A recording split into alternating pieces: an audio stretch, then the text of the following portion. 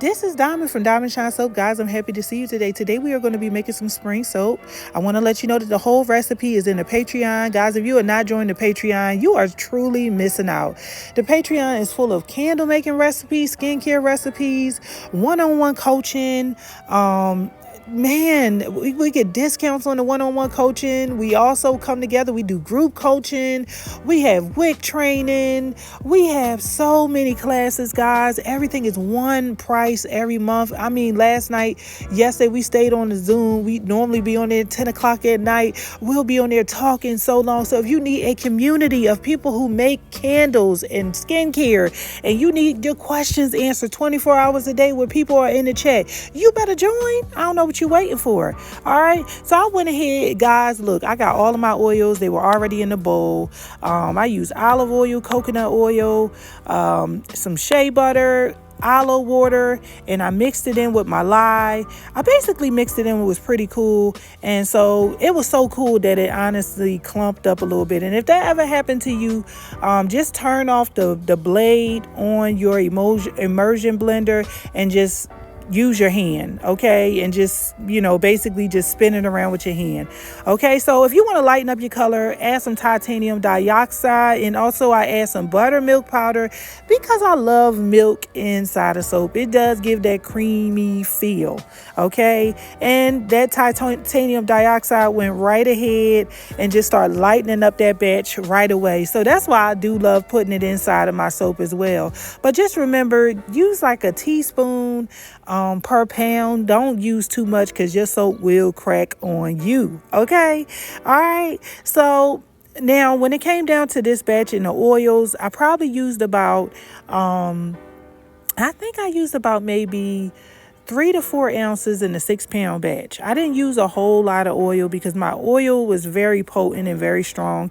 And guys, I will leave the name of the oil that I used in the Patreon. So I'm just mixing in my fragrance, just pretty much mixing everything in by hand because I don't want to use the blade on the immersion blender because it will speed the soap up and make it kind of thick too quick. So it really don't give you a lot of work time when you move pretty fast. With that blade. Yeah, it don't give you a lot of work time if you use that blade too much. That's what I'm trying to say. I said move too fast. All right, so I'm just mixing everything in, and now what I'm going to do is I'm just going to separate a little bit of the soap batter because I want to color it. I use some melt and pour embeds, and I really wanted to get like a really cool spring feel for my soap. So these melt and pour embeds are right on time. They're lime green, as you guys can see, little sunflowers, little flowers. So I'm just going to add some green to my small, just a small amount of soap. I just separated just a little bit. So this is going to be like a bottom layer, and I just wanted to add some green to it. So I did the green. I didn't like it, guys. So what I did was I went and got another shade of green to add to the batch just so that I can, be able to see the color a little bit better. I didn't want it to be like a green that was just so hard to see. I wanted you to be able to see that green, baby. So by the time I finished with that, you were definitely able to see that green. So I'm mixing that green in. And guys, at this time, I want to ask you to go ahead and hit the like. Go ahead and subscribe and hit the notification bell so you do not miss the up and coming videos that we will be having. We will be doing a lot of cold process soap on this channel. A whole lot because I'm actually getting out of the habit of doing hot process soap. I love doing hot process soap. I started with hot process soap. I was always afraid and intimidated by cold process soap because of what happened when you add your fragrance. But now I have learned to add my fragrance after I have really tested it to make sure that it behaves inside of my soap. So that's the biggest thing. You want to make sure that that fragrance behave. Honestly, it just could be by you going to the reviews on your website, like the company website, and it will let you know whether or not it do behave. Okay. All right. So I'm going to go ahead and lay my mold out, and now I'm going to start doing my mixing and adding my embed. So this is the fun part. Okay. This is the part where you just sit back, relax, and enjoy the festivities. Okay. Because I'm going to start mixing these colors up, guys. I don't know what I'm doing. Listen, I know it's a lot of people that make cold processed soap and they are pros out here. They know how to do the swirls, the drops, and some of them know how to do the dough and all of that kind of stuff. I'm going to learn how to do that stuff. And as I learn, I'm going to teach y'all. But this is the beginning stages of my cold processed soap journey. I did make it in the past, but I just made it very simple. I just basically poured it into the mold, cut it, nothing pretty, nothing, nothing extravagant. I just pretty much did it.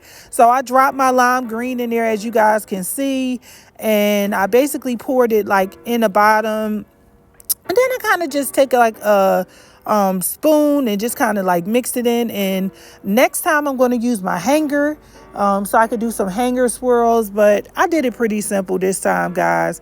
And so I'm just taking my spatula and just making sure everything is all corner to corner and still pouring, making sure the mold is pretty full. Now, I did have a lot of soap left over after I did this batch.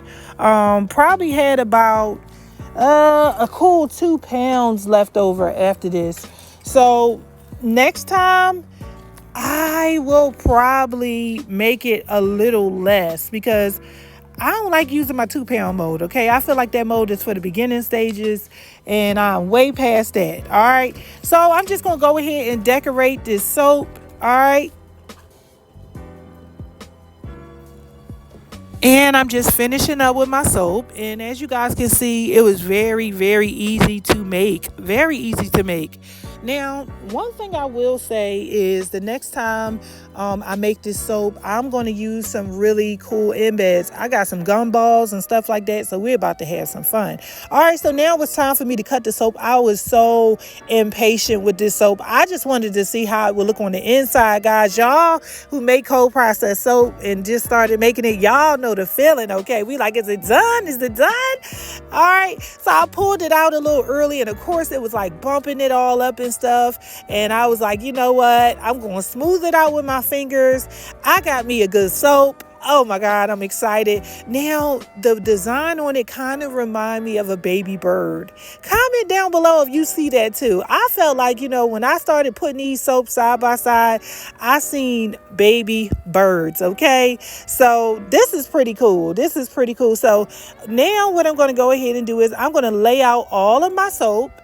And I am going to allow my soap to fully solidify, to get hard, to cure. I'm probably not going to use this soap for 30 days, but it is just so beautiful to see it, okay? I just could not stop looking at it on a rack. I could not stop looking at it when I finished. I was so proud of myself, and you should be too. So if you need this recipe, again, guys, go to the Patreon. The whole entire recipe is there. You will not be disappointed, along with so many other recipes, guys. We make so much soap, so much lotion, so much body butter. If you want the best recipes where you don't be sitting around just spinning and never getting what you want, then you need to head on over. All right, see you later. Bye.